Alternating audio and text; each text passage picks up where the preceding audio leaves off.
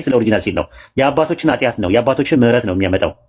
አባቶችን የማረበትን ምህረት ለልጆቻቸው ሲታዘዙ ይምራቸዋል።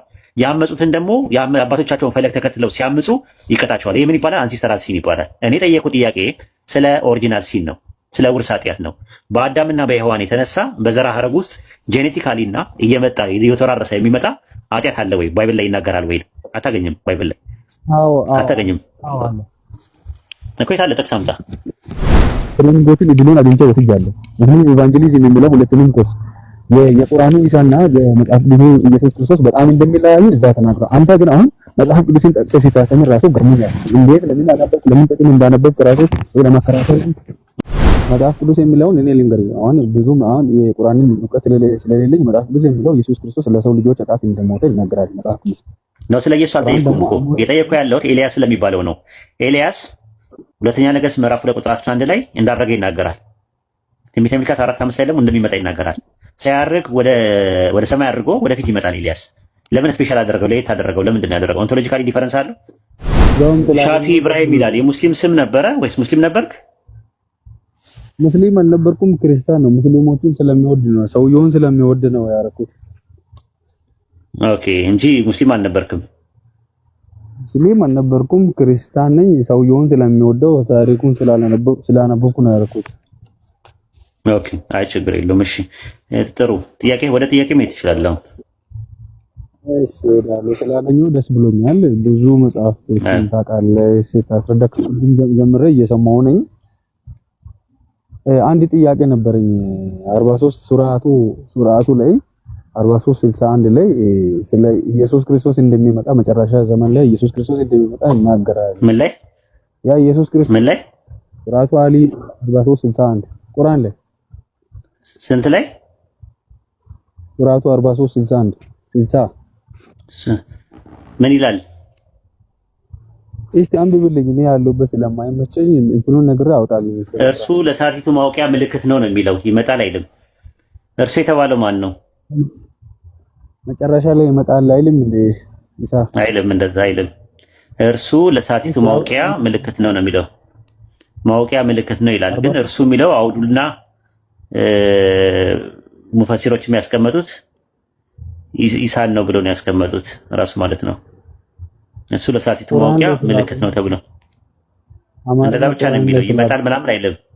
አማርኛ ሱረቱል ዙህሩፍ ምዕራፍ 43 ቁጥር 61 ላይ እርሱ ለሳቲቱ ማውቂያ ምልክት ነውና ይላል። ኢሳ ኢብኑ መርየም አለይሂ ሰላም ለሳቲቱ ማውቂያ ነው። የቂያማ ቀን ከመቃረቡ በፊት ኢየሱስ የናዝሬቱ ኢየሱስ የዛሬ 2000 ዓመት የነበረው ያረገው ዳግም ተመልሶ ይመጣል ማለት ነው። ኢንሻአላህ አላህ ያምጣልን ማለት ነው። እና ይመጣል ብለን እናምናለን። ሲመጣ ያው በቁርአንና የሚመጣበት በቁርአንና በሐዲስ ሸሪዓ ሁክም ለመስጠት ማለት ነው። ምድርን በአንድ ሸሪዓ ለማስተዳደር ለ40 ዓመት ያክል እንትን ይላል ማለት ነው። ሱረቱ ዙሩፍ ምዕራፍ 43 ቁጥር 1 ላይ እርሱ ኢሳ ለሳቲቱ ማውቂያ በእርግጥ ምልክት ነው ይላል ቁርአን ማለት ነው። ተፍሲር ጠበሪ ምዕራፍ 3ን ሱረቱ አሊ ኢምራን ምዕራፍ 3 ቁጥር 55 ላይ ያለውን ሲፈስረው ምንድነው ያለው? ረሱል ሰለላሁ ዐለይሂ ወሰለም እንዲህ ብለዋል ይላል። ኢሳ አልሞተም ከትንሣኤ ቀን በፊት ይመጣል ብለው ነግረውናል ማለት ነው። ረሱል ሰለላሁ ዐለይሂ ወሰለም በሐዲስ ላይ በእኔና በኢሳ መካከል ነብይ የለም፣ እርሱ ኢሳ ወደፊት ይወርዳል፣ ባያገጁት ጊዜ ታውቁታላችሁ፣ መካከለኛ ቁመት፣ ቀያማ ጸጉር፣ ሁለት ቀለል ያለ ቢጫ ልብሶችን ይለብሳል፣ እይታው ልክ እንደ ነጠብጣብ ከግንባሩ እንደሚወርድ እንደማይንጠበጠብ ነው። በኢስላም መንገድ ህዝቦችን ይታገላል፣ መስቀልን ይሰባብራል፣ አሳማዎችን ይገላል፣ ግብርን ይተዋል። አላህ ከኢስላም በስተቀር ሁሉም ሃይማኖቶችን ያን ያጠፋል። ኢሳ አልመሲሁል ደጃልን ያስወግደዋል ማለት ነው። በምድር ላይ 40 ዓመት ይቆያል፣ ከዛ ይሞታል። ይሄ ነው ትምህርታችን። በሐዲሳችን እንደዛ ነው የሚናገረው። መልካም እዛው ጥያቄ ፈጠረልኝ ልጠይቅህ። እሺ ለምሳሌ በቁርአንም በመጽሐፍ ቅዱስም ብዙ ነቢያቶች እንዳሉ ይናገራል፣ ቁርአንም ይናገራል። እሺ ኢሳ ለየት ብሎ የሚመጣው ከነቢያቶች ለየት ብሎ የሚመጣው ለምንድን ነው? እዛ ጋር ሌሎቹ ለምን ያደርጋል? ፈንክሽናሊ ነው። ለምሳሌ አንድ ቀለል ያለ ጥያቄ ይዟል ልጠይቅ። ኢድሪስ የሚባል ነብይ ታውቃለህ? ኢድሪስ ሄኖክ የሚባል ኢድሪስ የሚባል ታውቃለህ? አርጓል። እሱ አይደል በቁርአን እንዳረገ ይናገራል። አዎ ሱረቱ መርየም ምዕራፍ 19 ቁጥር 56 እና 57 ላይ በመጽሐፍ ውስጥ ኢድሪስን አውሳ ነብይ ነበረ፣ ወደ ከፍተኛ ስፍራ አነሳ ነው ይላል አላህ። ከፍተኛ ስፍራ የተባለውን ደግሞ ረሱል ሰለላሁ ዐለይሂ ወሰለም በሐዲስ ላይ ሰማይ ላይ ነው ብሎ ነው አስቀምጠውታል። ኢድሪስ እንዳረገ ይናገራል ቁርአናችን። ምንድነው ኢድሪስ ስላረገ ምንድነው ኦንቶሎጂካሊ ምን የሚቀየረው ነገር አለ? እሺ ይሁን። እሺ ሁለተኛ ጥያቄ እንትን ልበልና ለሌሎችም አይ እንትኑን ነው ማለት ሐሳቡ ይግባ ራሱ ማለት ነው። በአንተ ባይብል ደግሞ ስትሄድ ሁለተኛ ነገሥት ምዕራፍ 2 ቁጥር 11 ላይ ኤልያስ እንዳረገ ይናገራል። ትንቢተ ሚልክያስ ምዕራፍ 4 ቁጥር 5 ላይ ደግሞ ኤልያስ እንደሚመጣ ይናገራል። ኤልያስ ለምንድን ነው ከሌላው ከነ አብርሃም ከነ ሙሴ በተለየ መልኩ ሳይሞት አድርጎ ወደፊት የሚመጣው ለምንድን ነው? በነፍስም በስጋ ስለሄደ ነው። እሱ መሞት ስላለበት ነው። መውረድ እኮ ለምን ይመጣል ነው እኮ ምልከው። በኢየሱስም እኮ በነፍስም በስጋም ነው ሄደው ያረገው። ስለዚህ አሁን ጥያቄ መጠየቅ ምንድነው ኤልያስ ሳይሞት ሄዶ እኮ ለምንድን ነው ኦንቶሎጂካሊ ለምንድን ነው እንደዛ የሆነው? መጽሐፍ ቅዱስ የሚለውን እኔ ልንገር። አሁን ብዙም አሁን የቁርአንን ዕውቀት ስለሌለኝ መጽሐፍ ቅዱስ የሚለው ኢየሱስ ክርስቶስ ለሰው ልጆች ኃጢአት እንደሞተ ይናገራል መጽሐፍ ቅዱስ ነው። ስለ ኢየሱስ አልጠየኩም እኮ የጠየኩ ያለሁት ኤልያስ ስለሚባለው ነው። ኤልያስ ሁለተኛ ነገሥት ምዕራፍ 2 ቁጥር 11 ላይ እንዳረገ ይናገራል። ትንቢተ ሚልክያስ 4:5 ላይ ደግሞ እንደሚመጣ ይናገራል። ሲያርግ ወደ ሰማይ አድርጎ ወደፊት ይመጣል ኤልያስ። ለምን ስፔሻል አደረገው? ለየት አደረገው? ለምንድን ነው ያደረገው? ኦንቶሎጂካሊ ዲፈረንስ አለው? ኦንቶሎጂካሊ ሰው ከመሆን የዘለለ ነገር ያደርገዋል? እንደዛ ስለሆነ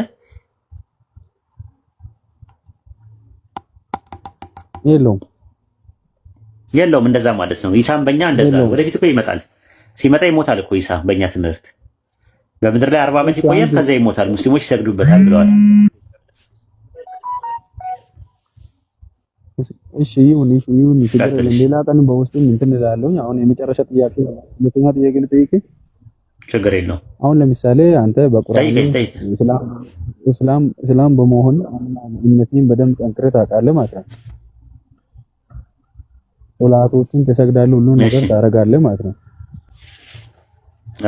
እሺ አሁን መጨረሻ ዘመን ላይ ጀነት ነው ጀሃነም ነው የሚገባው? እሺ እንድታስረዳኝ ይችላል። አሁን ኢንሻአላህ ሙስሊም የሚገባው ጀነት ነው የሚገባው። ሁሉም የሚገባው ሙስሊም የሚገባው ኢንሻአላህ ጀነት ነው የሚገባው። ይገባል። እስከ መጨረሻው ከጸራ ሙስሊም ይገባል። ይገባል። እንደዛ ነው ረሱላህ ሰለላሁ ዐለይሂ ወሰለም እንደዛ ነው ብለው ያስቀመጡት። ሙስሊም እንጂ ሌላ አይገባባትም ብለዋል በሐዲስ ላይ። አንድ አላህም በቁርአን ላይ ተስፋ ሰጥቶናል። ተስፋም ዋስትናም ሰጥቶናል ስለ ጀነት ማለት ነው። ስለ ጀነት በተናገረበት አንቀጽ ላይ ምንድን ነው ያለው? ራሱ ይገባል እንደምንገባ ተስፋ ሰጥቶናል፣ ዋስትናም ሰጥቶናል አላህ በቁርአን ላይ። አንዳንድ ጥቅሶችን ልስጥ ራሱ ማለት ነውና ሱረቱ መርየም ምዕራፍ 19 ቁጥር 72 ላይ እነዚያ የተጠነቀቁትን እናድናለን ይላል። አላህ ከሚድኑት ያላህ ያድርገን። ሱረቱ ሙጃደላ ምዕራፍ 58 ቁጥር 22 ላይም የአላህ ህዝቦች እነሱ የሚድኑት ናቸው ይላል። ያ እንደሚያድነን አምላካችን አላህ ከጀሃነም እንደሚያድነን ብዙ ቦታ የተናገረበት ጥቅስ አለ ራሱ አምላካችን አላህ ማለት ነው።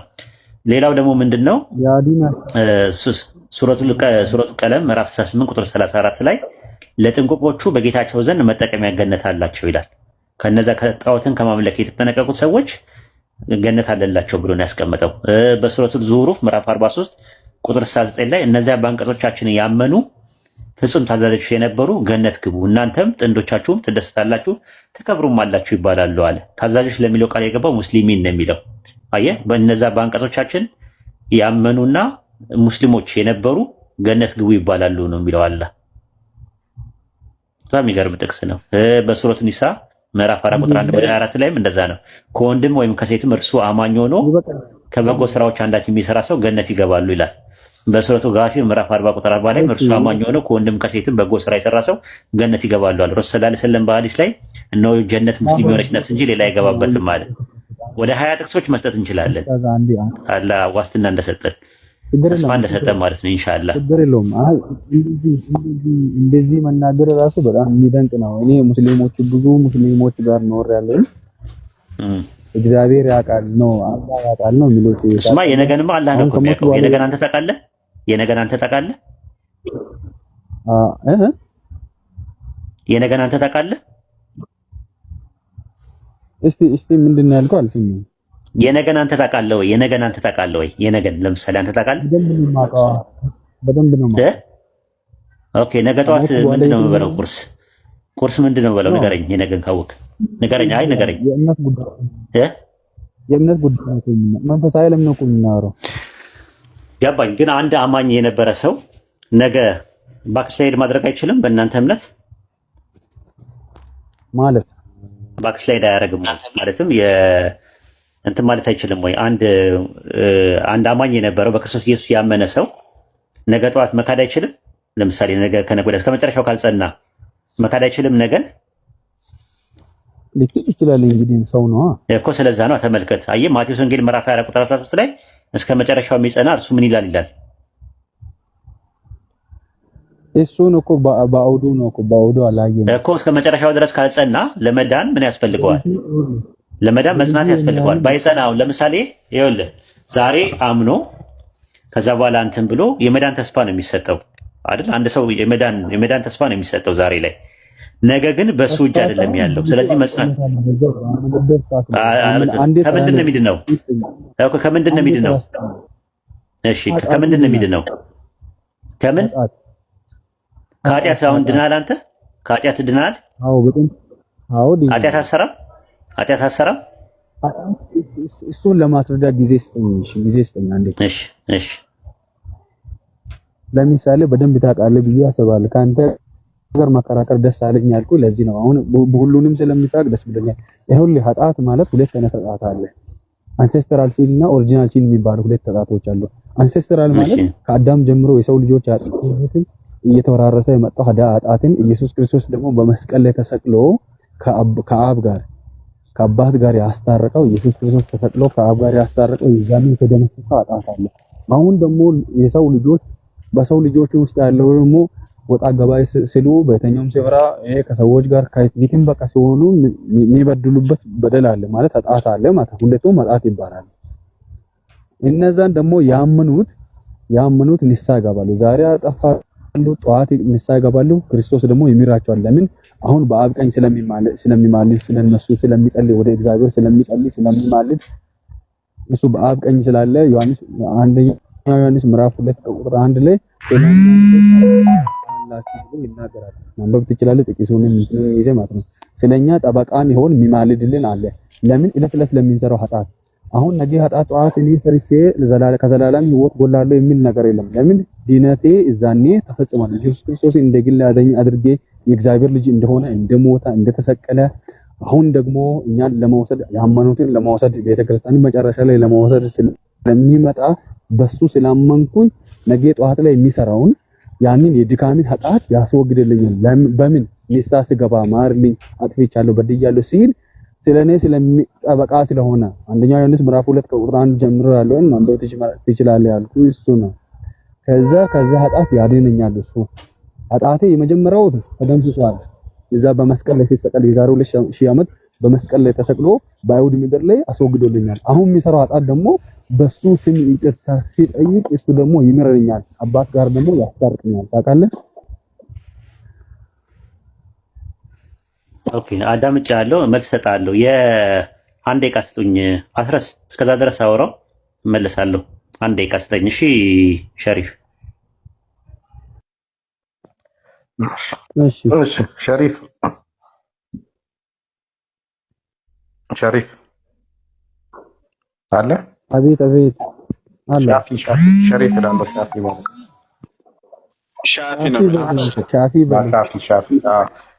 ሻፊ። እሺ እኔ የምልህ አንተ ከኃጢአት ነው የዳንከው? አዎ ከዘላለም ኃጢአት ድኛለሁ። ኦኬ በጣም ጥሩ። አሁን ብትሞትስ ገነት ትገባለህ? አዎ በቀጥታ። እሺ በጣም ጥሩ። አሁን ብትክድስ ከዘላለም ኃጢአት እንትን ብለሃልና ተሽሮልሃል፣ ኃጢአቱ እንትን ብሎልሃልና አሁን ብትክድም ገነት ትገባለህ? ምን አይነት ክደት ማለት? ክደት ብዙ አይነት ክህደት ማለት ከክርስትና ብትወጣ ማለት ነው። ከክርስትና ቢወጣ አንዴ ሞቶልሃል፣ አንዴ ኃጢአት ተሰርዮልህ የለ? አዎ። ስለዚህ አሁን ብትክድም ገነት ትገባለህ? አይ ክደት ብዙ አይነት ነው፣ ላስረዳ ይችላል። ክደት ማለት አሁን ለምሳሌ በቃ ከክርስትና ብትወጣ ማለት ነው። ከክርስትና ብትወጣ ክደት ስንት አይነት ነው? ከክርስትና ብትወጣ ማለት ነው። ከክርስትና ሲወጣማ እንዴት ድነቴን አጣለሁ? እንዴት? ኦኬ ይኸው በቃ ኡስታዝ መጣር ከኡስታዝ ጋር ኦኬ ሻፊ ከአንተ እንደተረዳሁት ያው ሁለት አይነት ኃጢአቶች አሉ። አንደኛው ኦሪጂናል ሲን የሚባል ነገር ነው፣ ጥንተ አብሶ የሚባለው ወይም ደግሞ የውርስ ኃጢአት የሚባለው ነው። ሁለተኛው ኃጢአት ደግሞ አክቹዋል ሲን ነው። ስለዚህ ክርስቶስ የሞተው ለዛ አክቹዋል ሲን ሳይሆን ለኦሪጂናል ሲን ለሚባለው ስለሞተ አክቹዋል ሲን ለሚባለው ነገር ንስሐ ስገባ የክርስቶስ ኢየሱስ ደም ስላለ በዛ ደም እታጠባለሁ። እሱን አይደል ሐሳብ ተረድቼዋለሁ። ተረድቼዋለሁ ሐሳብን። የውርስ ኃጢአት ተወግዶልኛል። የውርስ ኃጢአት ክርስቶስ ኢየሱስ በቀራንዮ መስቀል ላይ በከፈለው የቤዛዊ መስዋዕት አማካኝነት ሳልቬሽን አግኝቻለሁ። አሁን ግን በምሰራው አክቹዋል ሲን ወይም ደግሞ የግብር ኃጢአት በምሰራቸው ስራዎች ለዕለት ተዕለት በምሰራው ስራ ንስሐ ገባና የልጅ ክርስቶስ ደም ከኃጢአቱ ሊያነጻል ስለሚል በደሙ አማካኝነት የኃጢአት ስርየት አገኛለሁ ነው ማለት ትምህርቱ። ኦኬ ጥሩ። እስቲ የኃጢአት የሚባለው ነገር የውርስ ኃጢአት የሚባል ነገር እንዳለ መጽሐፍ ቅዱሳዊ ማስረጃ ስጠኝ እስቲ። ዋናው በሽታው ነው፣ ዋናው ከመድኃኒቱ ይልቅ መጀመሪያ እኔ ጨጓራ አሞኝ የጨጓራ ማን ነው የኔ ጨጓራ ሳያመኝ የጨጓራ መድኃኒት ብትሰጠኝ መጀመሪያ መታመሜን ቼክ ማድረግ አለብኝ። የሚሰራው መድኃኒቱ መቼ ነው? የጨጓራ ህመም ስታመም ነው። ስለዚህ ህመሙ ላይ ነው ዋናው ነገር እናንተ መነጋገር ያለብን። እስቲ የውርስ ኃጢአት ወይም ደግሞ ኦሪጂናል ሲን የሚባል ነገር ወይም ኃጢአት በውርስ ጄኔቲካሊ እንደሚመጣ የሚያሳይ የመጽሐፍ ቅዱስ ማስረጃ ስጠኝ። ጄኔቲካሊ ማምጣቱን ያው አንተም ታውቃለህ ብዬ ነው። ጥቅስ ያስፈልጋል። ቢብሊካሊ የሆነ ኤቪደንስ ነው። አይ ቢብሊካሊ ኤቪደንስ ስጠኝ እስቲ። በአዳም የተነሳ በዘር ሐረግ ውስጥ ወይም ደግሞ ጄኔቲካሊ ወይም በኔቸር ውስጥ የሚመጣ ነገር ካለ እኛ በኢስላም አስተምሮት ኃጢአት ኔቸር ሳይሆን ነርቸር ነው ብለን የምናምነው። ሰው ኃጢአት የሚሰራው ኃጢአተኛ ስለሆነ ሳይሆን ኃጢአትን ሲተላለፍ ነው ኃጢአተኛ የሚሆነው ብለን ነው የምናምነው። አንተ ደግሞ ሰው ኃጢአት የሚሰራው ኃጢአተኛ ስለሆነ ነው ብለህ ካመንክ በአዳም የተነሳ የውርስ ኃጢአት የሚባል ጄኔቲካሊ በባህሪ ውስጥ የሚመጣ ነገር እንደሆነ የሚያሳይ የመጽሐፍ ቅዱስ ጥቅስ ስጠን። እሺ አሁን ስፔሲፊካሊ ብሉይ ኪዳን ውስጥ ያለውን እንትኑን ባላቅም እንትኑን እነግርሃለሁ። ቁጥሩን ስፔሲፊካሊ ባላቅም እንትኑን እነግርሃለሁ። አንድ ሰው በብሉይ ኪዳን ኃጢአት ሲሰራ እስከ 7 ትውልድ እስከ 4 ትውልድ እንደሚተላለፍ የእግዚአብሔር ቃል ይናገራል ማለት ነው። በብሉይ ኪዳን ስፔሲፊካሊ እንትኑን አላወጣውን ማታም ሙጭን ስለሆንኩ ለማውጣት የውርስ ኃጢአት ነው የጠየቅኩ። እሱ የሚያወራው ዘጸአት 20 ላይ ከሆነ ስለ ውርስ ኃጢአት አይደለም የሚያወራው፣ ስለ አባቶች ኃጢአት ነው። አንሲስተራል ሲን እንጂ እና ኦሪጂናል ሲን ማለት በይዘትም ሆነ በአይነት በመንስኤም ሆነ በውጤት ሁለት የተለያዩ ለየቅል የሆኑ ነገሮች ናቸው። በየትኛውም ቀመርና ስሌት ብትቀመረውና ብታሰላው በየትኛው መስፈርትና ሚዛን ብትመዝነውና ብትምትለው ኦሪጂናል ሲን እና አንሲስተራል ሲን የሚባለው ነገር ይለያያል። እሱን ከፈለክ አመጣልሃለሁ፣ ግን ስለ ኦሪጂናል ሲን አያወራም። ከፈለከ ኦሪት ዘጸአት ምዕራፍ 20 ላይ ነው ያለው፣ እሱ አያወራም ራሱ። ኦሪት ዘጸአት ምዕራፍ 20 ላይ ስትመለከተው ምዕራፍ 20 ላይ ማለት ነው የሚናገረው ነገር ቁጥር 5 ላይ አትስገድላቸው፣ አታምልካቸው፣ በሚጠሉኝ እስከ 3 ድረስ እስከ 4 ድረስ የአባቶቻቸውን ኃጢአት በልጆች የማመጣ አለ። ለሚወዱኝ ትእዛዜን ለሚጠብቁ እስከ 1000 ትውልድ ድረስ ምሕረትን የማመጣ እኔ እግዚአብሔር አምላክ ነኝ ይላል። ስለዚህ ምሕረት የሚባለው ነገር ተመልከት፣ ለሚታዘዙኝ አለ። አዎ የሚታዘዙ ሰዎች አየህ፣ መታዘዝ የሚባለው ውርስ ነው፣ የውርስ ጉዳይ ነው ጉዳዩ። ምሕረቱ የውርስ ጉዳይ ነው እዚህ ጋር። አዎ የውርስ ጉዳይ ነው፣ የውርስ ጉዳይ ነው። ምሕረት እግዚአብሔር እኮ ኃጢአት ነው የውርስ ጉዳይ በእናንተ ትምህርት ነው። እዚህ ጋር ምንድነው ለሚታዘዙኝ ነው የሚለው እኮ አይደል? እስከ 1000 ትውልድ ድረስ ምምረው ለሚታዘዙኝ ትእዛዜን ለሚጠብቁ አለ። በጄኔሬሽን ውስጥ ትእዛዝ የሚጠብቅ ካለ ምሕረትን እስከ 1000 ትውልድ አድርጋለሁ አለ። በሚያምጹት ደግሞ ባሉት ላይ ደግሞ የአባቶችን ኃጢአት በልጅ የሚያመጣው ሲያምጹ ነው። ካላመጹ ያመጣል ኃጢአቱን፣ የአባቶችን ኃጢአት የተቀጡበትን ቅጣት ወደ ታች። ስለዚህ ይሄ አንሲስተራል ሲን ይባላል። የጠየቁ ጥያቄ ስለ ኦሪጂናል ሲን ነው። የአባቶችን ኃጢአት ነው፣ የአባቶችን ምሕረት ነው የሚያመጣው። አባቶችን የማረበትን ምሕረት ለልጆቻቸው ሲታዘዙ ይምራቸዋል። ያመጹትን ደግሞ የአባቶቻቸውን ፈለግ ተከትለው ሲያምጹ ይቀጣቸዋል። ይሄ ምን ይባላል? አንሲስተራል ሲን ይባላል። እኔ የጠየቁ ጥያቄ ስለ ኦሪጂናል ሲን ነው፣ ስለ ውርስ ኃጢአት ነው። በአዳምና በሔዋን የተነሳ በዘራ ሐረግ ውስጥ ጄኔቲካሊ እና እየመጣ እየተወራረሰ የሚመጣ ኃጢአት አለ ወይ? ባይብል ላይ ይናገራል ወይ? አታገኝም። ባይብል ላይ አታገኝም እኮ። የት አለ? ጥቅስ አምጣ። ልንገርህ። እሺ ልንገርህ። ዘፍጥረት ላይ ያው ካፌ እንትኑን እነግርሃለሁ። ዘፍጥረት ላይ እሺ፣ ዘፍጥረት ስንት? እግዚአብሔር አትብሉ ያለውን ፍሬን ከበሉ በኋላ አረገመም ረግመው ምን አለው? ዘፍጥረት 2:17 ምንድን ነው ያለው? ዘፍጥረት 2:17 ምን አለው እግዚአብሔር ለአዳም? ዘፍጥረት ላይ አዳምን መልካምና ክፉን ከሚያስታውቅ ዛፍ አትብላ አለው። ከእርሷ ቀን በበላ ቀን ምን ትላለህ አለው። አዎ አትብላ ሞትን ትሞት በበላ ቀን ምን ትላለህ አለው። ሞትን የሚለው እንኳን ያው ዕብራይስጥና ግሪኩ ላይ የለም፣ አማርኛው ላይ ነው ያለው። እንግሊዝኛውም ላይ የለም ሞትን ትሞታለህ የሚለው። በበላ ቀን ትሞታለህ ይላል። በበላ ቀን ምን አይነት ነው የሚሞተው? ምን አይነት ሞት ነው የሚሞተው? አዳም ምን አይነት ሞት ነው የሚሞተው? ሞትን ትሞታለህ አለው። ምን አይነት ሞት ነው የሚሞተው በበላው ቀን? ዘጠኝ በቃ። ስለዚህ መንፈሳዊ ሞት የሚባለው ነገር ተመልከት እንግዲህ። አንተ በጣም ጎበዝ ልጅ ነህ ማለት ነው። ስለዚህ ያ መንፈሳዊ ሰው እዛው አዳም ጋር ነው የቀረው። ለምንድን ነው የቀረው ብዬ የምልህ ምክንያቱም በባይብል ላይ ስትመለከተው ምንድን ነው የሚለው? ኃጢአትን የምትሰራ ነፍስ እርሷ ምን ትላለች ይላል? ትሞታለች። ኃጢአትን የማትሰራ ነፍስ ሕዝቅኤል ምዕራፍ 18 ከ18 እስከ 21 ድረስ ምንድን ነው የሚለው? ኃጢአትን የምትሰራ ነፍስ እርሷ ትሞታለች፣ የማትሰራ ነፍስ ግን በሕይወት ትኖራለች አለ። ስለዚህ አባትን ኃጢአት በልጅ የልጅን ኃጢአት በአባት አላስተላልፍም አለ። አይ መንፈሳዊ ሞት የሚባለው ነገር አንተ ራስህ የምታመጣቸው ነገሮች እንጂ በገዛ ነው። ያዕቆብ ምዕራፍ 1 ቁጥር 14 ላይ እያንዳንዱ በራሱ ምኞት ሲሳብና ሲታለል ምኞት ጸንሳ ኃጢአትን ትወልዳለች አለ። ኃጢአትም ካደገች በኋላ ሞትን ትወልዳለች አለ። ስለዚህ በገዛ ራስህ በገዛ ምኞት ነው ኃጢአት ምንን ትወልዳለች አለ? ሞትን ትወልዳለች አለ። ስፒሪቹዋል ዴዝ መንፈሳዊ ሞት የሚባለው ነገር ትንቢተ ሕዝቅኤል ምዕራፍ 18 ላይ በተጠቀሰው ጥቅስ መሰረት አንተ የምትሞተው ሞት በአዳም የተነሳ አይደለም። አዳም በበላ ቀን የሞተው ሞት ምን አይነት ሞት ነው? መንፈሳዊ ሞት ነው። መንፈሳዊ ሞት ደግሞ ማለት ምንድነው? ከአምላክ ጋር መለየት እንጂ ኦሪት ዘፍጥረት 5:3 ላይ አዳም ስንት ዓመት ነው የኖረው ይላል? ስንት ዓመት ነው የኖረው ይላል? አዳም ስንት ዓመት ኖረ ይላል? 100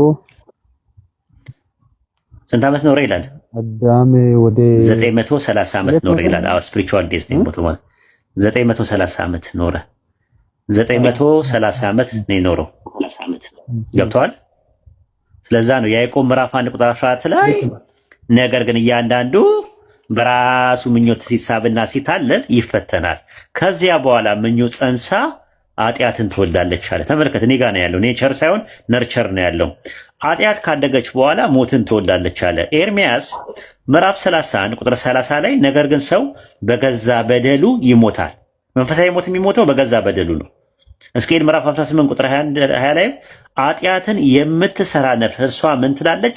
ትሞታለች። ቁጥር 21 ላይ ትእዛዜን ሁሉ ቢጠብቅ ፍርድና ቅንን ነገር ቢያደርግ በሕይወት ትኖራለች እንጂ አትሞትም አለ። ትንቢተ ሕዝቅኤል ምዕራፍ 33 ቁጥር 15 ላይ በሕይወት ትእዛዜ ቢሄድ ኃጢአት ባይሰራ በሕይወት ይኖራል እንጂ አይሞትም አለ። ስለዚህ ሕይወትና ሞት ያለው አካላዊ ሳይሆን መንፈሳዊ ከሆነ አዳም በትእዛዙ ቢሄድ ኃጢአት ባይሰራ በሕይወት ይኖራል እንጂ አይሞትም። ፈጣሪ አንድ ሰው ይሞታል ወይም አይሞትም የሚለው አካላዊ እንዳልሆነ የምታውቀው ትሞታለህ ሲለው አካላዊ አይደለም የሚሞተው ስትመለከተው ማለት ነው። እና ከዛ አንጻር ነው ራሱን እንትን የምትለው ነገር። ስለዚህ ዘፍጥረት 2:17 ላይ ያለው በአዳም የተነሳ የውርስ ኃጢአት እንደመጣ የሚያሳይ መረጃም ማስረጃም መሟገቻ ሊሆን አይችልም ነው ምንለው። እና ከዛ አንጻር ነው የሚታየው።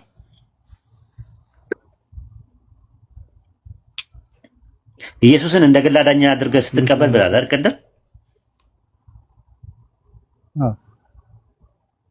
እንደማን ነው የምትቀበለው? አዎ እንደማን ነው የምትቀበለው? ኢየሱስን እንደ ግል አዳኝ አድርገህ። ማን ነው ያ የግል አዳኝ? እንደ ግል አዳኝ አድርገህ እኮ ያ የግል አዳኝ ማን ነው እኮ? እንደ ኢየሱስ የምትቀበለው ኢየሱስ ምን አይነት ኢየሱስ ነው እኮ? ኢየሱስ የምትቀበለው እንደ ኢየሱስ ነው ማለት? ኢየሱስ የምትቀበለው እንደ ኢየሱስ ነው ወይ እኮ? ኢየሱስ የእግዚአብሔር እኮ ኢየሱስ የምትቀበለው እንደ ኢየሱስ ነው ወይ ነው አምላክ ሆኖ ሳለ ዮሐንስ ለምሳሌ እኔ ስቀበልህ እንደ አስረስ ነው የምቀበልህ ብል እኔና አስረስ ጋር ልዩነት አለ። እንደማን ነው የምትቀበለው? ኢየሱስን እንደማን ነው ተቀበሉ እያላችሁ የምትሉት? እንደማን ነው የምትቀበሉት ኢየሱስን? ስለዚህ የግል አዳኝ ማን ነው? የግል አዳኝ ማን ነው? ኢየሱስ ክርስቶስ ማን ነው? ኢየሱስ ነው። ኦኬ ጥሩ። ኢየሱስ ከሆነ ኢየሱስን የምትቀበለው እንደማን ነው? እንደ ግል አዳኝ የሚያድን ነፍስህን የሚያድን እኮ የግል አዳኝ ኢየሱስ ነው አልከኝ እኮ ጨረስን። ኢየሱስን እንደማን አድርጌ ነው የምቀበለው? እንደ ግል አዳኝ እኮ ያ የግል አዳኝ ማን ነው? ኢየሱስ ነው። ስለዚህ ኢየሱስን የምቀበለው እንደ ኢየሱስ ነው።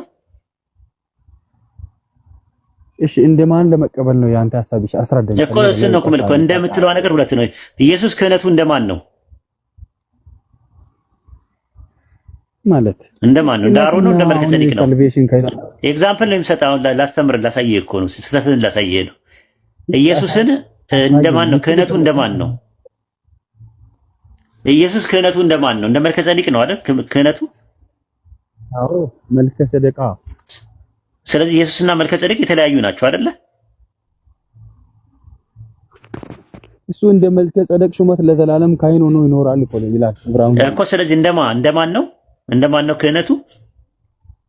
እንደ መልከ ጼዴቅ ከአሮን ይበልጣል ይላል እኮ። ስለዚህ መልከ ጼዴቅ ኢየሱስ ነው። መልከ ጼዴቅ አይደለም። መልከ ጼዴቅና ኢየሱስ ይለያያሉ አይደል እንዴ? ሁለት የተለያዩ ፐርሰኖች ናቸው። እሺ አሁን ለምሳሌ ኡስታዝ ልትል የፈለከውን ንገረኝ። ለምሳሌ ስለ ዲን እኮ አልገባህም እኮ ነው። ለምሳሌ ዘዳግም 18 ላይ እንደ ሙሴ ያለ ነብይ ያስነሳላችኋለሁ ይላል። እንደማን ነው የሚያስነሳው ነብይ? እንደ ሙሴ ያለውማ አሮን ተነሳ እኮ ታውቃለህ አይደል? ገባኝ። አሁን እሱ ችግር የለም። ማን ተነሳ አይደለም ነጥቡ። እንደ ሙሴ ያለ ነብይ ሲባል ሙሴና እንደ የተባለው አይለያዩም? ይለያያሉ። ልክ እንደዛ ማለት ነው። ኢየሱስን እንደ ግል አዳኝ አድርገህ ብለህ ተቀበል ሲሉ በደንብ ማጥናት ነበረብህ። ገባ? ኢየሱስን እንደ ግል አዳኝ አድርገህ ተቀበል ይላሉ ፕሮቴስታንቶች ሲሰብኩ። ኢየሱስን እንደ ግል አዳኝ፣ የግል አዳኝ ማን ነው ብለህ ስላቸው ኢየሱስ አልገባም ማለት ነው። ጥያቄው ልድገምልህ አንዴ። ይኸውልህ ኢየሱስን አዳኝ አድርገህ ተቀበል ማለትና ኢየሱስን እንደ ግል አዳኝ አድርገህ ተቀበል ማለት ይለያያል። ኢየሱስን የግል አዳኝ አድርገህ ተቀበል ማለትና ኢየሱስን እንደ ግል አዳኝ አድርገህ ተቀበል ማለት ይለያያል። አዳኝ አድርገህ ተቀበል አልገባም ማለት ነው። አንዴ ልድገምልህ፣ አንዴ መጨረሻ እንትን ልበልና ኢየሱስን የግል አዳኝ አድርገህ ተቀበል ማለትና ኢየሱስን እንደ ግል አዳኝ አድርገህ ተቀበል ማለት ይለያያል። ልዩነቱ ምንድን ነው? እንደ ግል አዳኝ አድርገህ ተቀበል ነው። እንደ ግል አዳኝ ቆይ ወይድን እንደ አስረስ ተቀበል ስል ምን ማለት ነው? ወይድን እንደ አስረስ ተቀበል ስል ምን ማለት ነው? እንደ ስል ይሄ ይለያል። እንደሱ አድርገህ ተቀበል ማለት ነው እኮ። እንደዛ እኮ ነው። አሁን ኢየሱስ የግል አዳኝ ነው። ኢየሱስን እንደ ኢየሱስ አድርጌ ነው የምቀበለው። ሁለት ኢየሱሶች አይመስሉም? ሁለት ኢየሱሶች አሉ ማለት ነው። የሆነው ቁርአን ላይና መጽሐፍ ቅዱስ ውስጥ ያለው ሲጀምር ኖ አይ አንተ እንዳንተ አባባል እኮ ነው። አሁን እሱ ሌላ ቦታ አትሂድ። አሁን እንትን ማምለጫ ነገር አታድርግ። አንተ በሁሉ ስለምትመልስልኝ እየተማርኩ ስለሆነ ገብቶሃል አይደለ? እኔ አሁን አንድ ነገር ልንገርህ። እኔ ትሬኒንጎችን እድሉን አግኝቼ ወስጃለሁ። ሙስሊም ኢቫንጀሊዝም የሚለው ሁለቱንም ኮርስ የቁርአኑ ኢሳና የመጽሐፍ ቅዱሱ ኢየሱስ ክርስቶስ በጣም እንደሚለያዩ እዛ ተናግሯል። አንተ ግን አሁን መጽሐፍ ቅዱስን ጠቅሰህ ሲታስተምር ራሱ ገርሞኛል። እንዴት ለምን አነበብክ? ለምን ጥቅም እንዳነበብክ ራሱ ወይ ለማከራከር ይኸውልህ አንድ ነገር ልንገርህ። ያልገባ ነገር አለ ወይ? አንዴ ሸፍዬ ወደ ሌላ ነገር አትሂድ። አሁን ኢየሱስን እንደ ግል አዳኝ አድርገህ ተቀበል ሲባል ኢየሱስን አዳኝ የግል ይኸውልህ ተሳስታችኋል። ራሱ ጠይቃቸው እስቲ። ኢየሱስን የግል አዳኝ አድርገህ ተቀበል ማለት ችግር የለውም ቋንቋው። ኢየሱስን እንደ ግል አዳኝ አድርገህ ተቀበል ማለት ግን ኢየሱስ የግል አዳኝ ሳይሆን ኢየሱስን እንደ ግል አዳኝ፣ የግል አዳኝ አለ ሌላ። ልክ እንደዛ ነው የሚሆነው። አንደኛ ነገር የንግግር ስህተት ነው። እሺ የንግግር ስህተት ነው። የግል አዳኝ የንግግር ስህተት ያንተ እኮ አይደለም እኮ። ቸርች ራሱ ፕሮቴስታንቶች ጋር ስትወያይ ኢየሱስን እንደ ግል አዳኝ አድርገህ ብትቀበል ትድናለህ ይላሉ። ሲጀመር የግል አዳኝ የሚል ነገር አለ ባይብል ላይ? ኢየሱስ የግል አዳኝ ነው የሚል አለ? የለም። ዝም ብለው እኮ ነው ራሱ ሲጀመር ራሱ ማለት አንደኛ እንደዛ ነው። ኢየሱስ የአዳም እንዳንተ ትምህርት ተወሽ። ኢየሱስ አዳም ያመጣው የዘላለም ሞት ነው አይደል? በሰው ልጆች ላይ ያመጣው። ኦኬ። ስለዚህ ቤዛ አሁን ለምሳሌ አንተ 100 ብር ዕዳ ቢኖርብህ መከፈል ያለበት 100 ብር ነው ወይስ 50 ብር ነው? 100 ብር ነው። ኢየሱስ ለዘላለም ሞት ቤዛ ከፍሏል? አዎ 100%። ኦኬ ለዘላለም ነው የሞተው ኢየሱስ? አንድ ጊዜ ሞቶ ለሁሉ ለዘላለም ነው የሞተው ነው ጥያቄው። ለዘላለም ነው የሞተው? አዎ አንድ ጊዜ ለዘላለም ነው የሞተው ሳልቬሽኑ ስለዚህ በሶስተኛው ቀን አልተነሳ እኮ በሶስተኛው ቀን ተነሳ። እኔ 100 ብር ዕዳ ኖሮብኝ ከዛ በኋላ ከ100 ብር ውስጥ 25 ብሩን ከፍዬ 75 ብሩን ላሽ ብልህ ምንድነው የምታደርገው? ወዲያው ተከፍሏል? አልተከፈለም። ኢየሱስ ለዘላለም ነው የሞተው? አንድ ጊዜ ሲሞት ለዘላለም ሞቶ በሶስተኛው ቀን ተነስቶ በአብ ቀኝ አሁን አለ እንዴ? ለዘላለም ነው የሞተው ወይስ በሶስተኛው ቀን ነው የተነሳው? ለሶስት ቀን ነው የሞተው ወይስ ለዘላለም ነው የሞተው ኢየሱስ? ለሶስት ቀን የተነሳ የሚለው መጽሐፍ ልሳይ ያልሆነውን ነገር ለምን ገባኝ። ተነሳ ግን ለሶስት ቀን ነው የሞተው ወይስ ለዘላለም ነው የሞተው ኢየሱስ? ኢየሱስ ክርስቶስ አንድ ጊዜ ሞቷል ነው የሚለው መጽሐፍ ቅዱስ እኮ። ለዘላለም ነው የሞተው ወይስ ለሶስት ቀን ነው የሞተው? ጥያቄ እሱ ነው። እንዴ ለዘላለም ሞቷል እያልኩ ለዘላለም ሞቷል የሚል ባይብል ላይ የለም። ማስረጃ ካለ ትሰጠኛለህ። ተክስተኝ።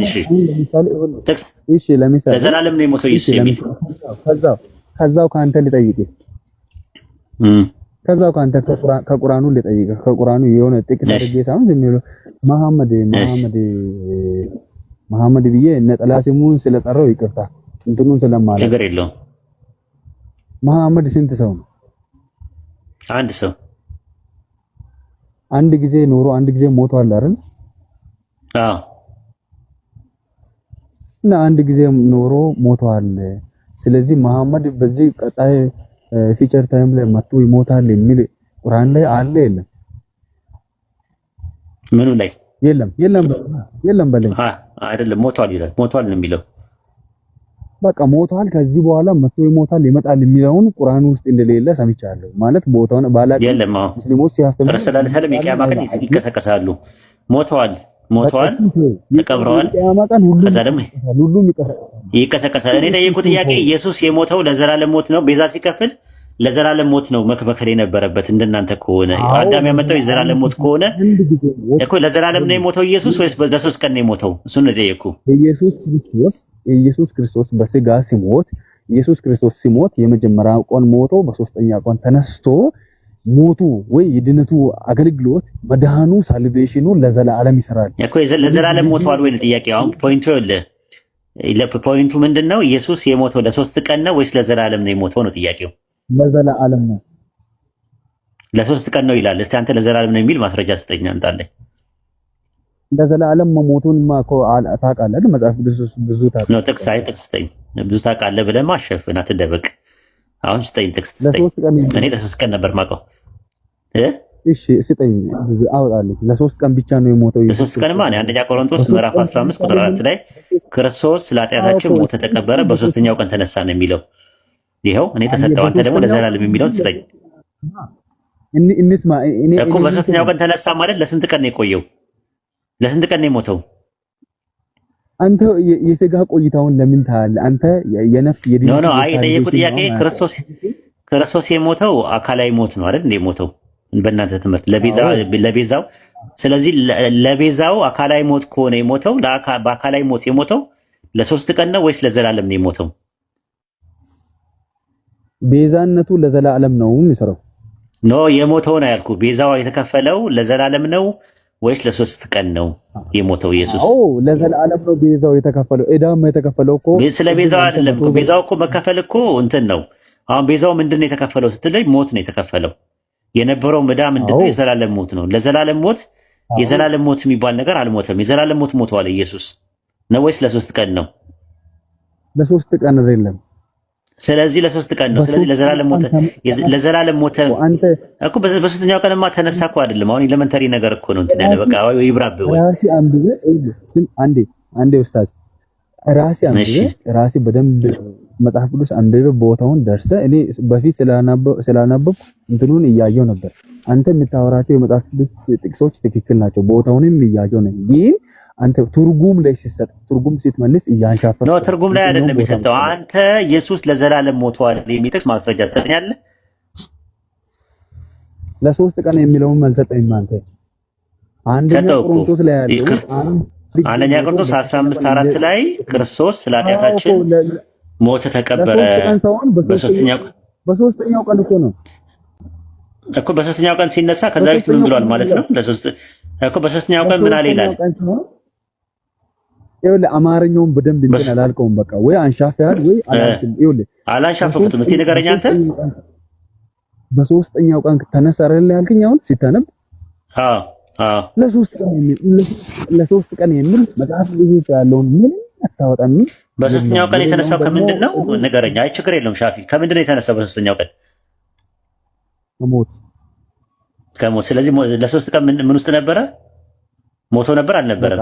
በእናንተ ትምህርት ሞቶ ነበር።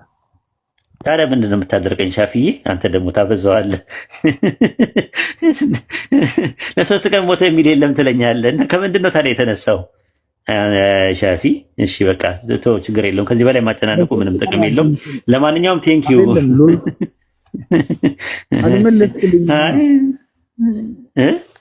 አልመለስክልኝም። ምኑን ያልመለስኩልህ? ምን ጠየቀኝና ነው ያልመለስኩልህ? ምን ጠይቀኝ ነበረ? 3 ቀንና 3 ሌሊት ነው የነበረው በክርስትና ትምህርት ውስጥ። አንተ ደግሞ ኢየሱስ ለዘላለም ሞቷል የሚል ጥቅስ ማስረጃ አምጣ አልኩ። የለም አላመጣልኝም። ኖ የዘላለም ሞት ለዘላለም ሞቷል ወይ ነው ጥያቄ። በአዳም የተነሳ የዘላለም ሞት ስለመጣ ለዘላለም ሞት ቤዛ ልዋጭ ከከፈለ ካሳ ከከፈለ ወይም ደግሞ ዋስ ከሆነ ያ ነገር የሆነው የተከፈለው ነገር እዳው የተከፈለው ተመሳሳይ እዳ ነው ወይ? ተመጣጣኝ ነገር ነው ወይ? አይን ስለ አይን ጥርስ ስለ ጥርስ ይላል ባይብል ላይ። አይን ስለ አይን ጥርስ ስለ ጥርስ ይላል። ህይወት በህይወት ይከፈል ይላል። ከዛ አንፃር ኢየሱስ ለዘላለም ሞት ነው የሞተው። አይ በሶስተኛው ቀን የተነሳው ከተባለ ዋጋው አልተከፈለም ማለት ነው። ቤዛው አልተከፈለም። ያን ነበር ፖይንት የነበረው። አይ ቲንክ ሐሳቡ ከብዷል። ይብቃ ለዛሬ። ምን አልከኝ? አይደለም 3 ቀን ነው 3 ቀን አነሰ ነው 3 ቀን ነው ሰነስ ቀን ነው። እኔ ማውቀው 3 ቀን ነው ማውቀው። አንተ ደግሞ ለዘላለም ነው ኢየሱስ የሞተው የሚል ነገር ማስረጃ ስጠኝ። በየቀኑ አንድ ጊዜ ፈጽሟል እኮ ነው። ዕብራውያን 7ን አውጣልኝ ይዛው። ለምን ካንተ ጋር ይከራከራል እኮ? እኔ ጠየቅኩት ጥያቄ ለዘላለም ሞቷል ወይስ አልሞተም ነው። እኔ ዕብራውያን 7 ምን ያደርግልኛል?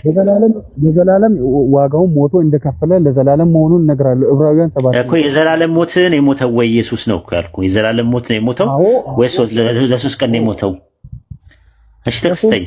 ለዘላለም እንደሞተ እየነገርኩ ጥቂት እየሰጣ ዕብራውያን ምዕራፍ 7 ለዘላለም ሞተ የሚል ነገር አላውቅም እኔ ሰምቼ አላውቅም። አዲስ ነው እንግዲህ። ለዘላለም ከሞተ ኢየሱስ በሶስተኛው ቀን ተነሳ ከሚለው ጋር ይጋጫል። እስቲ ለዘላለም ሞተ የሚል ተክስተኝ። አሁን ምን ላይ ላውጣልህ? ዕብራውያን ስንት ምዕራፍ ስንት? ምዕራፍ 7ን አንብብ። ከአንድ ጀምር ዝም ብለህ አንብብ። እኔ ስላልተመቸኝ። ኧረ ዝም ብለንማ አናነብም። አታዝገን።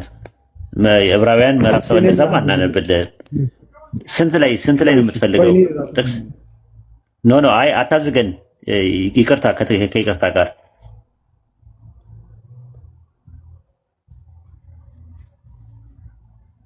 አለ ሻፊ ወጣ እንዴ? ሻፊ ራሱን ነው እንግዲህ ወጥቷል። ኡስታዝ ወጥቷል እኮ በቃ አይ ዝም ብሎ ነው ማለት ነው። እሺ መግባት የሚፈልጉ ሰዎች ካሉ አስገቧቸው።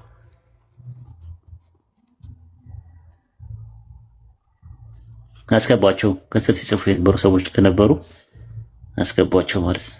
አስረሳ አስተያየት የምትሰጠው ነገር አለ? መጨመር የምትፈልገው ነገር አለ? ያው አይ እንትን መጨመረው ነገር የለም፣ ግን ልጁ ትንሽ እርስዎ ባወሩት ነገር ላይ ምንም እየተረዳው ስላልሆነ ነው። እና የመጀመሪያው ምንድነው ጦስና ጥንቡሳ ይልብኝ አይንካብኝ ካልገባው የታባቱ።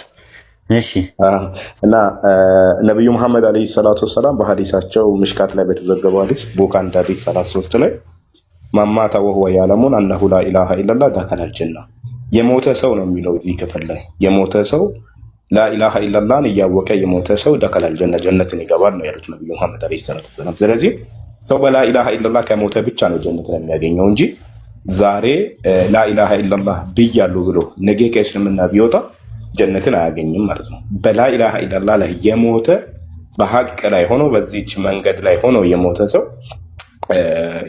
እንትን ይላል ማለት ጀነትን ይገባል። ሌላ ላይ አቡ ሁረይራ በዘገበው ሐዲስ ነብዩ መሐመድ አለይሂ ሰላቱ ወሰላም ከዚህ አጥር ጀርባ ሆኖ ላኢላሃ ኢለላህ እያለ የሰማውን ሰው ወበሽር አበስሩ አሉ ቢልጀና በጀነት አበስሩ አሉትና ሰው የሚበሰረው በላኢላሃ ኢላላህ ላይ ጸንቶና በሱ ላይ ሲሞት ብቻ ነውና ላኢላሃ ኢላላህን ከተወ እንግዲህ ጀነቱንም ያጣል ማለት ነው። እውነት ነው። ግን ኢሴንሻል ሳሊቬሽን እና አክሲደንሻል ሳሊቬሽን የሚባል ነገር አለ በኢስላም። ፈላ ደሩሪ እና ፈላ ምንድነው ሹሩጢ የሚባል አለ። ታውቃቸዋለህ? አስረስዬ አዲሱ መጽሐፌ ላይ አለ ራሱ ማለት ነው። መጽሐፌ ላይ ማለት ነው። ለምሳሌ ሱረቱ ሙእሚኑን ምዕራፍ 23 ቁጥር 1 ላይ ምን እንደሆነ የሚለው ቀድ አፍለሃል ሙእሚኑን ይላል አይደል? ምዕመናን በረከት ዳኑ ይላል። ከምንድን ነው የዳኑት? ከምንድን ነው የዳኑት? አሁን አንድ ሰው ይጠይቅ ከምንድን ነው? እስቲ መልሱልኝ ያ ጀማ። ምዕመናን በረከት ዳኑ ይላል አላህ በቁርአን። አስረስ እሳትማ ወደፊት ነው። ወደፊት እኮ ነው። ጀሃነም ወደፊት ነው። የቂያማ ቀን ነው። እሱማ እንድናለን ነው የሚባለው፣ ዳንን አይባልም። አላህ ግን የሚለው ዳኑ ነው የሚለው። አፍለሃ ማለት ያው እንትን ነው። በአይታቸውን እንትን ነው ሙዘከር ምን ማን ነው ሙፍረድ ሆኖ ነው የመጣው። አፍለሃው አይደለም የሚለው አይታችሁት ከሆነ ዳኑ የሚለውን ዳነን የሚለውን እንደውም ጭራሹን ሲንጉላሪ አድርጎ ነው አንድ ሙስሊም እንትን የሚለው። ከምንድን ነው የሚድን ነው ብለን ስንል ሱረቱ አሊ ኢምራን ምዕራፍ 3 ቁጥር 103 ላይ ይናገራል። በእሳት ጉድጓድ አፋፍ ላይ ነበራቸዋል። አፋፍ ምንድን ነው? አስረስዬ ወደዛ የሚከት ነገር ነው። አፋፉ ምንድን ነው? ኢብኑ አባስ አፋፉ ምንድን ነው አለ ኢብኑ አባስ። አፋፉ ምንድን ነው አለ? ጉድጓዱ አፋፉ ላይ ያለው ወደዛ የሚዳርግህ ነገር ምንድን ነው? ወደ ጀሃነም የሚዳርገው አላህ ከጀሃነም ይጠብቀን። ምንድን ነው አፋፉ? ኩፍር፣ ሽርክ። ኢብኑ አባስ ሌላ ቀጥሉ። ኩፍር፣ ሽርክ፣ ወደዛ ሊዳርግ የሚችል ነገር ኒፋቅ። ሶስት አራተኛ ነው የመጨረሻ ቢዳ 4 እነዚህ ነገሮች ናቸው። እና እንደዛ ነው። ከዛ በእሳት ጉድጓድ አፋፍ ላይ ነበራችሁ ከእርሷም አዳናቸዋል። አየሁ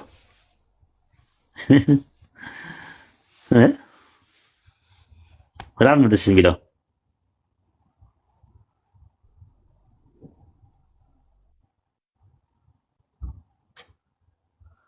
በጣም ነው ደስ የሚለው ማለት ነው። እና እንደዛ ነው። ይሄኛው ነው። ሁለተኛው ደግሞ ሳሊቬሽን ደግሞ የትኛው ነው? ወደፊት ኢንሻአላህ የቂያማ ቀን ሹሩጥ የሚባለው ማለት ነው። ፈላ ሹሩጥ የሚባለው ነገር ነው። ኢንሻአላህ ጀሃነም ራሱ የቂያማ ቀን አሁን ዳንን ማለት አንችልም። እሱ ላይ ከሆነ ማለት ነው። እሱ ላይ ደግሞ ምንድነው የሚለው አላህ በሱረቱ መርየም ምዕራፍ 19 ቁጥር 72 ላይ እነዚያ የተጠነቀቁትን እናድናለን። ሱረቱ ሙጃደላ ምዕራፍ 58 ቁጥር 2 ላይ ንቁ ያለ ህዝቦች እነሱ የሚድኑት ናቸው። ሁም ሙፍሊሁን ነው የሚለው የሚድኑ ናቸው ብሎ ሱረቱ ዩኑስ ምዕራፍ 10 ቁጥር 103 ላይ እንደዛ ነው። እነዛ መልእክተኞቻችንና እነዚህ ያመኑትን እናድናለን ነው የሚለው። እናድናለን በሱረቱ አዕራፍ ምዕራፍ 7 ቁጥር 157 ላይ እንደዛ ነው። ከእርሱ ጋር የተወረደውን ብርሃን የተከተሉ እነሱ የሚድኑት ናቸው። ሁሙል ሙፍሊሁን ወደፊት ያለው ማለት ነው። እና እንደዚህ የመዳን ትምህርት እኛ ጋር እንትን ነው፣ ደማቅ አዋጅ ነው። ቦልድ ክሌም ነው እኛ ጋር እስልምና ጋር ያለው እና በጣም ደስ የሚል ነገር ነው ያልከው ማለት ነው። የሞተ ጀነት ገባ ብለው ያሉት እንደዛ ነው።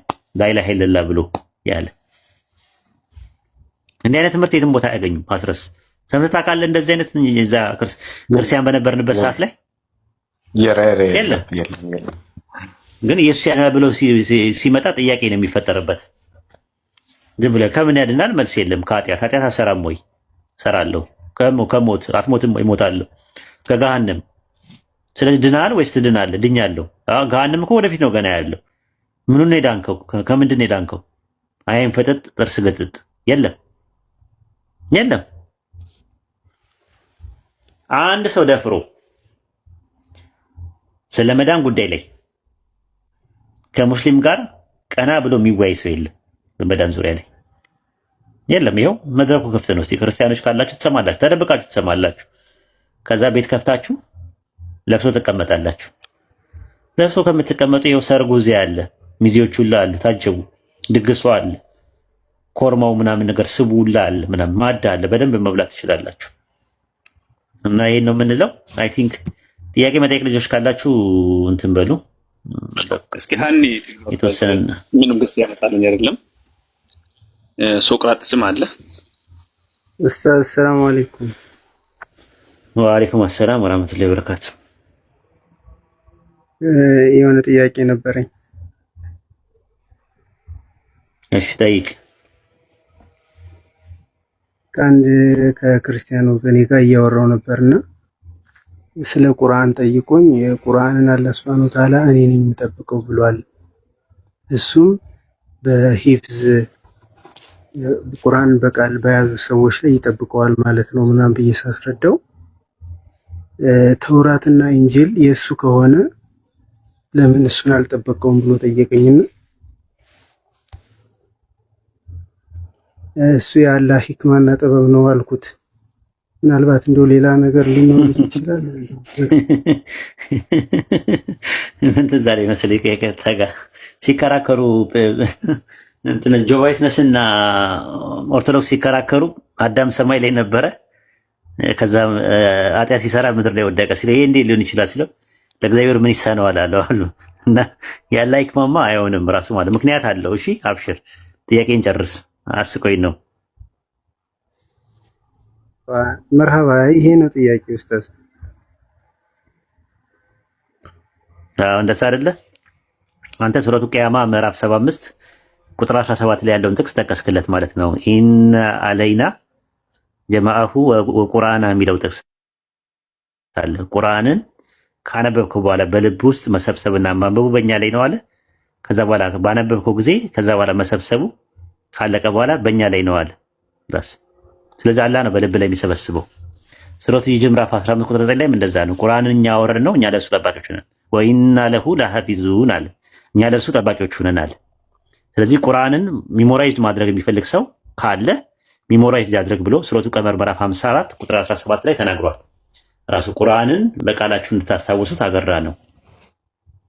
ከዛ በኋላ አስተዋሽ የታለ ይላል። ሚሞራይዘር የሚያደርገው የታለ? ፋል ሙደኪር ይላል። የታለ ሙደኪር የታለ? ሚሞራይዘር የታለ ብሎ ጥያቄ ይጠይቃል። ስለዚህ ይሄ ነው የኛ ትምህርታችን ማለት። ታዲያ እንደዛ ከሆነ ሌሎቹንስ ከተባለ ለምንድን ነው ሲባል አንድ ነብይ ሲመጣ ሌላ ነብይ ይነሳል። በየጊዜው ነቢያቶች ይመጣሉ። ስለዚህ ምንድን ነው የሚያደርገው? አላህ የበፊቱ መጽሐፍ ቢበረዝ እንኳን ሌላ ነብይ ያስተካክለዋል። ከረሱል ሰለላሁ ዐለይሂ ወሰለም በኋላ ግን የሚመጣ ነብይ፣ የሚላክ መልእክተኛ፣ የሚወርድ መጽሐፍ አለ። ሱረቱል አሕዛብ ምዕራፍ 33 ቁጥር 40 ላይ ባለው ጥቅስ መሰረት ዋንጋድ የለም። ተመልከት። ከዛ በፊት የነበሩ መጽሐፍቶችን ኃላፊነት የተሰጠው ለማን ነው? ለሰዎች ነው። የቱ ጋር ታገኘዋለህ?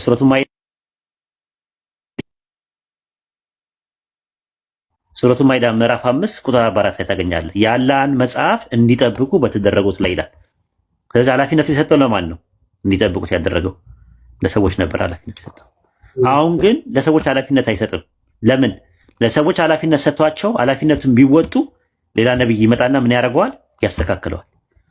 አሁን ግን ከረሱል ሰለላሁ ዐለይሂ ወሰለም በኋላ የሚመጣ ነብይ፣ የሚወርድ መጽሐፍ፣ የሚላክ መልእክተኛ ስለሌለ አላህ ኃላፊነቱን ወሰደና ቁርአንን እኛ አወረድነው፣ እኛ ለእርሱ ምኖቹ ነን፣ እኛ ለእርሱ ጠባቂዎች ነን። ወይና ለሁ ለእርሱ ለማለት ቁርአን ለሁ የሚለው ነገር ዚክር በሚል